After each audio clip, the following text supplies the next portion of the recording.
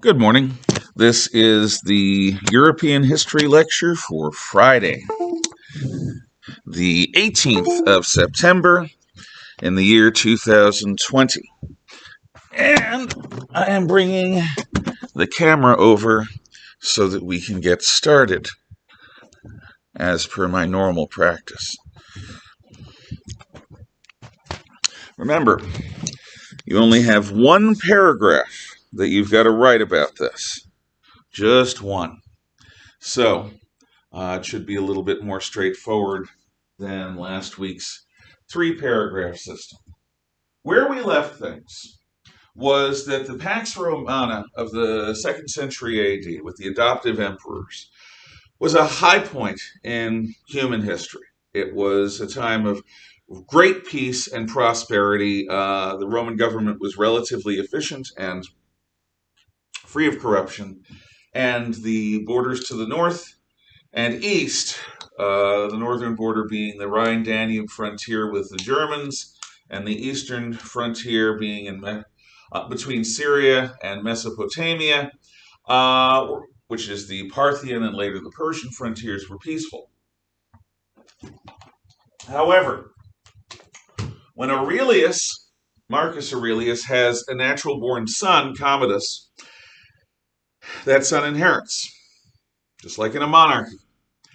And unfortunately, Commodus is psychologically unsuited to be an emperor of any kind of good standing. When he is assassinated, the Imperium is auctioned off on the palace steps by the Praetorian Guard, and then the various army corps on the northern and eastern frontiers challenge the Praetorian Guard's right to make the new emperor, and you end up with several years of civil war, followed by Severus, Septimus Severus, a harsh and autocratic emperor, and his son Caracalla, who makes a travesty of Roman citizenship by simultaneously offering all freeborn men Roman citizenship while at the same time taking away all the privileges of citizenship and giving it only to the honored citizens, the honestiores, and letting the humiliores, the humble citizens, have the same system that they had before. So they are citizens in name only. This weakens Rome's government. Also, Lucius Verus brought plague back from Parthia early in Aurelius's rule, and so the empire is stressed. However, in the early 200s, the threats on the northern frontier double as the Goths move from Scandinavia to press on the Germans, and the Goths are like super Germans. And in the east, the Moribund Parthian kingdom is replaced by the aggressive, efficient, and ambitious Persian Empire, the new Persian Empire, the empire of the Sassanids. And so it would behoove Rome to toughen up and strengthen its borders against such threats. However, just at this time, as the beginning of the Germans' movement as a result of the Goths, young Emperor Alexander Severus, not the son priest of Amnesia, his brother Heliogabalus, who was killed for being completely unsuitable to be an emperor of Rome, Alexander Severus, a nice young boy, becomes enamored of the idea of making peace with the Germans. So he goes north to the camp of his army corps commander, a general named Maximinus Thraxus. And Maximinus says, "Oh, you want to make peace? Here, come. I want to show you something in my tent." Once they're inside, "Oh, gee, guess what?" he tells the camp. "The emperor fell and broke his neck. He's dead."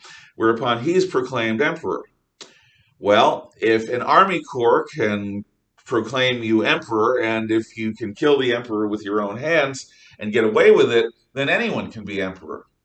This begins a series of 50 years of ongoing civil war, from about 230 to about 284, so over 50 years. And during this time, the Germans and Goths raid into Roman territory from the north, and the Parthians raid into Roman territory. I'm sorry, the Persians invade Roman territory from the east. Meanwhile, Rome's armies are eviscerating one another in a series of endless civil wars. Some emperors, desperate to bring back some spirit of the empire, try to bring things together with symbolism. The Emperor Philip Arabus, or Philip the Arab, celebrates the 1000th anniversary of the founding of the city of Rome with games, but it's just a celebration and it doesn't really reunite the empire. The Emperor Decius says that those Christians are ruining things by being pacifist cannibal sex fiends, which is what the Romans called them, and as a result, we should persecute the Christians more, and that will bring things back. That didn't work either. Finally, in the West, a general named Postumus separates off Gaul and Britain and parts of Iberia from the Roman Empire to form a Western Roman Empire. And in the east, the king of Palmyra, a Romanized, Hellenized city-state on the eastern fringes of Rome, decides that he can fight the Persians better because he can. He stops a Persian invasion of the Roman East and then claims the imperium of the East for himself, and his daughter, Queen Zenobia, takes over after Odenathus' death. So now there's a Palmyran Empire in the Eastern Roman Empire, Eastern Third. There's a Western Roman Empire, a Gallic Empire under Postumus in the West, leaving the center of the empire under a ruler named Valerian. Valerian marches east. The Palmyrans don't challenge him. He's going to fight the Persians. Valerian is the only Roman emperor ever to be captured alive by an enemy force. His army is destroyed, he's captured, and there's a very famous bas-relief on a cliff in Iran that shows a Roman emperor on his knees begging supplication while the Persian great king Shapur sits astride his horse with his mural crown looking proud and a bit contemptuous. The fate of Valerian is not to be envied. He was kept alive as a sporting object in the palace of Shapur, and then when he died, his skin was emptied out and stuffed, and he was a taxidermy figure of fun for a while. Walk by and take a shot at it. Valerian's son Gallienus was noticeably weak and cruel, and his central third of the Roman Empire comes under Gothic attack. An army of Goths captures a fleet of ships in Greece and then sacks the coastal cities of the eastern Mediterranean area. When Gallienus is overthrown, a new general, Claudius II, later known as Gothicus, decides that he has a way of dealing with the Goths. He's going to wait until they've raided so much Roman territory that they are fat, drunk, and laden down with booty, that is, women and treasure, going back to the barbarian lands of the Goths and Germans. And on their way out of the empire, not on their way in, Claudius II hits them at a place called Niche today in modern Serbia, and defeats the Goths. And so for 50 years or so, nobody hears about the Goths because of the great defeat by Claudius. Then Claudius gets the plague and is succeeded by a guy named Aurelian. This is in the 270s. Aurelian reunites the empire.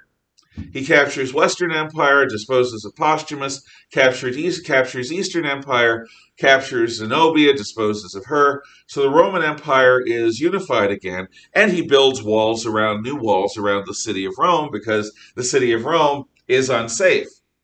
See, in Augustus's time, the borders of the empire, and this is true during the Principate and the Pax Romana, are jumping off points for Roman armies to go into barbarian territory, knock some heads, and prevent the barbarians from getting too much head of steam and becoming a threat to Rome. After Hadrian and the Pax Romana and into the crisis, The Romans did instead a series of static defense positions like walls and fortresses along rivers. So they didn't go beyond their borders much. They simply hunkered down and defended. The trouble is, when the barbarians invaded, the Romans employed a system called elastic defense. The barbarians would go deep into the empire using the highways that Rome built, and then somewhere a field army would come from the center of the empire and bounce them back out. But by this point, the Roman lands have been despoiled. There was a Gothic army that went all the way through France deep into Spain and back again on Rome's highways. So this system of elastic defense and hunkering down behind your borders is not a great one. So Aurelian begins fortifying the empire, but he dies. There's more conflict and civil war. The Roman money system is continually devalued by a series of endless donatives by imperial pretenders wanting to pay off their troops, but each donative has fewer and fewer and fewer amounts of silver or gold in the coins. The gold and silver of the coins becomes almost gone, and nobody trusts the coinage anymore. So people are back to barter, and barter cannot support an advanced economy. If you have pigs and somebody else has goats, you can trade them bacon and pork for goat cheese and goat skins to make water or wine skins out of. But what if you're an architect, a teacher, an engineer? What if you are an artist, a sculptor? It can't. Barter can never support an advanced economy with highly skilled, specialized people. So it's not only the potential end of the Roman Empire with the fall of money in the late 200s, it's also the end of civilization and a return to a more primitive pastoral lifestyle. At this point, the Romans are trying anything to unify. So the Romans embrace a sun cult. Sol, victor invictus. The sun, ever victorious, never defeated, is on a lot of Rome's coinages during this period. There's also the warrior cult of Mithras, which comes out of Persian Zoroastrianism, involving the blood sacrifice of a bull. And all of these various Eastern mystery cults begin having greater and greater influence because the Olympian gods no longer satisfy. Christianity has also spread and spread and spread despite persecutions. In 284 AD, Diocles, later known to history as Diocletian, becomes emperor of Rome. And Diocles, like the last emperors, is from the Balkans. He's a tough soldier guy, not at all sophisticated, and not at all sentimental. Diocles almost never goes to Rome, except for a triumph here and there. What Diocletian does do is he figures out that the empire is structurally broken, and to fix it, it's going to have to fundamentally change. Diocletian's empire bears very little resemblance to Augustus's empire. What Diocletian does is he divides the empire into 4 sections.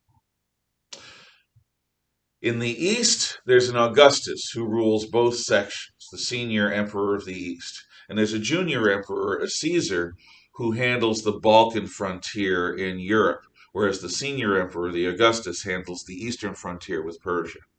In the west, there's another Augustus, who is the overseer of all of the west, but personally handles the Rhine and Danube, part of the Danube frontier, against the Germans and Goths. And there's a Caesar up in Britain who handles the various attacks by the Irish and the Picts.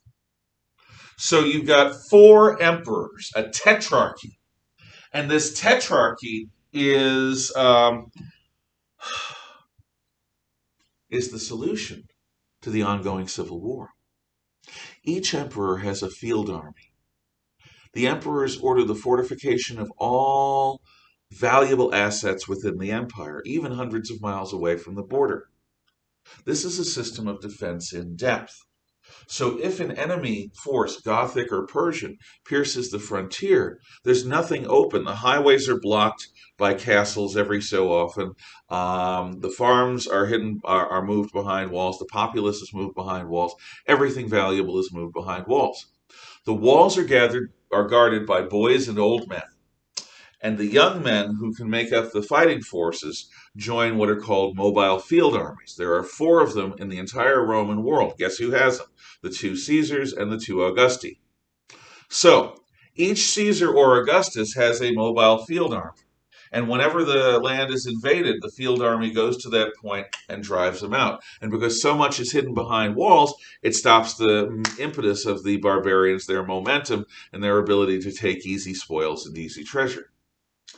Diocletian comes up with the Tetrarchy. And there are a series of statues, which I'll probably attach as additional, that show the tetrarchs hugging one another and looking out at a scary, dangerous world. Sometimes they've got the whole world in their hands in the form of an orb and their other hand on the sword or around one another. Other times they're just holding one another with one arm and a sword with the other. It's them against the world.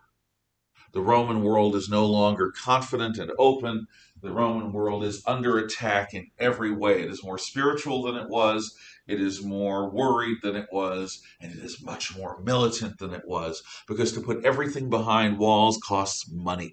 Lots of money. So the taxes of Rome go up. Diocletian orders the purgation of the coinage. The coins are going to be made more and more of precious metals again, reestablishing money transfers and getting rid of barter. Diocletian does this by a nearly communistic system of wage and price controls, whereby the imperial government decides how much an egg costs, how much an hour of a carpenter's labor costs.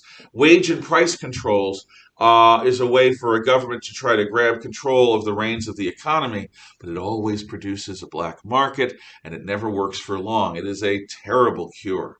It's like taking a poison. It's like chemotherapy. Chemotherapy, a person, God forbid, has cancer. So what you do is you hit them with so much radiation that you're gambling that the cancer will die before the person will die. It's a terrible cure. It's a cure almost as bad as the disease. The wage and price controls of Diocletian are enforced by terrible, tortuous measures. So Diocletian reestablishes a powerful Roman Empire. But no longer is it the Principate of Augustus and Vespasian. No longer is it the Pax Romana of Trajan or of Marcus Aurelius. No longer is it the crisis of the 3rd century of Philip the Arab or Decius. No. Diocletian's empire and the empire thereafter is the Dominate. The Dominate is named after the title that the emperor now uses. He's no longer first among equals. He is Dominus. Dominus is the word a worshiper uses for their god. Dominus is the word that a slave uses for their master. And the emperors take on oriental airs. People have to bow and scrape. The emperors wear special clothing. And they get all of this to try to overawe people with the majesty of the emperors to, again, try to reduce civil wars. Well, it works. Diocletian ends the cycle of civil wars, at least for a while. But at a terrible cost. People begin to be locked into the professions of their fathers. Because as time goes on, the taxes get higher and higher. Imagine having to give up your home to live in a barracks. Civilians had to do that all over the empire, because to put everything behind walls means to crowd everything. The rich began to sell themselves into slavery to avoid paying their taxes. That's how bad it is. How bad do you think it has to be for a rich man to give up his home and become a slave in order to avoid paying taxes? And the penalties that happen if you don't pay your taxes. During Diocletian's time as the worst persecution of Christians in all of human history, except perhaps what the People's Republic of China is doing to Christians who are not part of their state church today.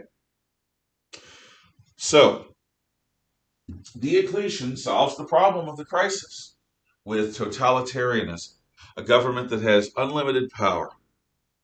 And Rome has changed.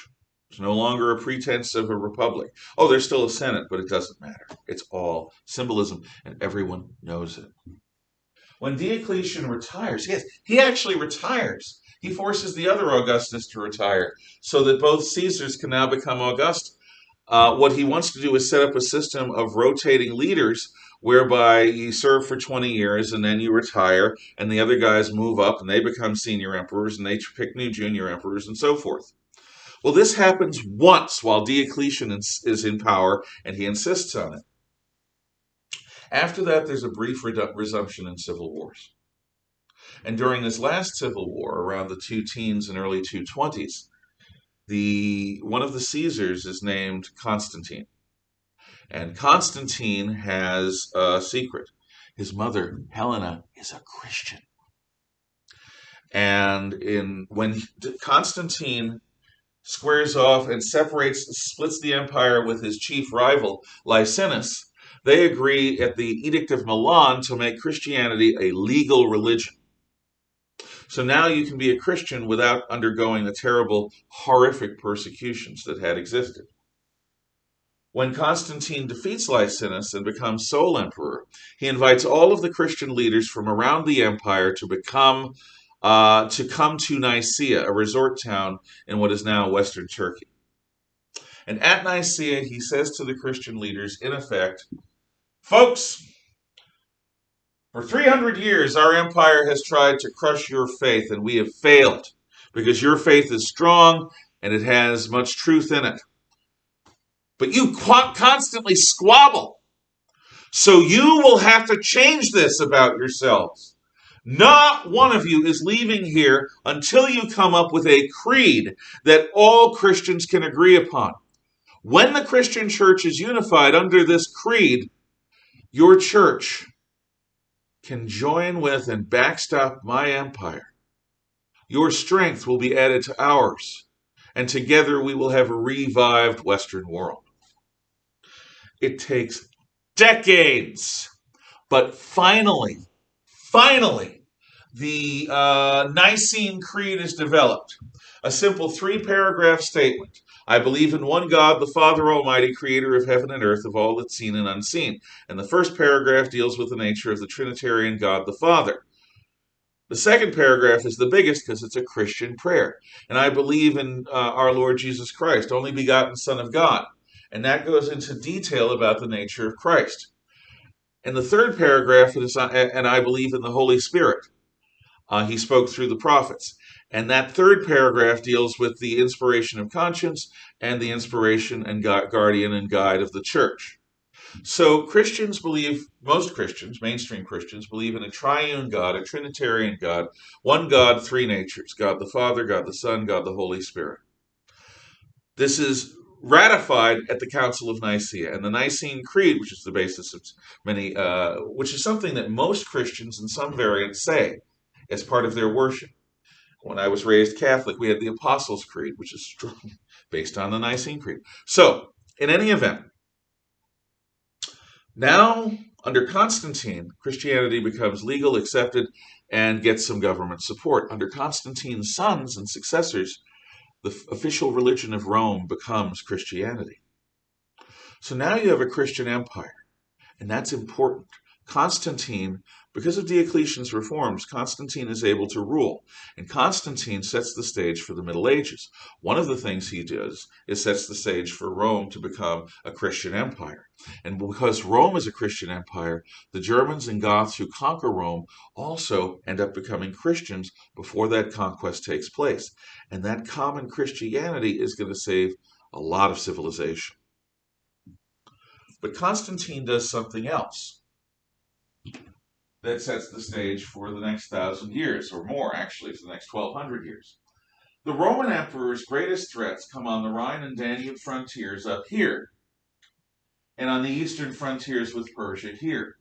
So Constantine and his successors are constantly moving back and forth between these frontiers. Rome is irrelevant. So Constantine picks the city of Byzantium, a perfectly defensible position, and rechristens it Constantinople, the city of Constantine. It's today's Istanbul in Turkey, because Istan is Constantine in Turkish. It is halfway between the Danube front and the Eastern front, and it becomes the Eastern Rome, the new capital of the Roman Empire. How is this important? Because while Constantine reigns in the early 300s AD, in the late 400s AD, 476 to be exact, The Western Roman Empire falls to the Germans and Goths, but the Eastern Empire does not fall. The Eastern Empire, the Eastern Roman Empire, is later called the Byzantine Empire, lasts for another 1,000 years and doesn't fall until 1452. 1452, just under 1,000 years after the fall of Western Empire. And the Byzantines shield the West from the attack, the most direct route of Islamic attack straight from the Middle East into the heart of Europe. Without the shield of the Byzantine Empire, the likelihood is there'd be no Christian Western civilization. And if we existed at all, we'd be speaking Arabic and worshiping in mosques. So Constantine, by making the empire Christian and by building Constantinople, sets the stage for the beginning of the Middle Ages, where civilization is not completely wiped out in a dark age. It's just partially wiped out in a dark age. You get what you get. So the later Roman Empire, the Dominate, which includes Constantine's time, becomes more and more Christian. Theodosius the Great is the last great unified ruler of Rome, and he actively persecutes pagans. In the end, the Roman Empire falls for a variety of reasons. First of all, it's been around for so long that whatever vitality it had is long gone. Secondly, the Romans are great with waterworks, but they use lead to solder their pipes. And lead causes lead poisoning. Lead poisoning involves increasing numbers of birth defects that reduce the IQ level of people. So the Roman populace for 500 years or so under the empire is drinking leaded water. Their best people live in their cities, which have the most lead. So basically the general IQ level goes down. Also, from the time of the plague of Marcus Aurelius, disease ravages Rome every few years. The entire Roman world gets swept by some kind of plague or other, keeping the population down. Plus, the vigor and vitality of Rome's men is failing. Oh, they'll do jobs like work in an office, or they did have scribes in those days, or they'll work on a farm. But the aggression that you need to be a good warrior is among fewer and fewer of the men of the empire. The empire is becoming passive and feminized. And the problem is, in a world filled with violent barbarians, you need an army. In a world with wolves, you need sheepdogs. Otherwise, the sheep become food and eventually extinct. There aren't enough sheepdogs coming out of Rome itself, of the Roman lands. The men are too civilized. So the Romans begin to recruit barbarians to serve in their armies. Now, at first, the barbarians, the Germans and Goths particularly, have to learn Latin, wear a Roman-style uniform, use a Roman short sword and big shield, and work under Roman officers and sergeants, centurions. But as time goes on, and as the Romans become more and more dependent upon these barbarians, the barbarians say, hey, you guys need us more than we need you. You're a paycheck to us. We're survival to you. So we're going to use our long swords and our small shields, the spatha and the round shield, not the gladius and the square shield. We're going to keep speaking German or Gothic. We're going to fight under our own chiefs and kings, not your bloody officers. And if you don't like it, you don't have to pay us and we'll leave. Or maybe we'll attack you too.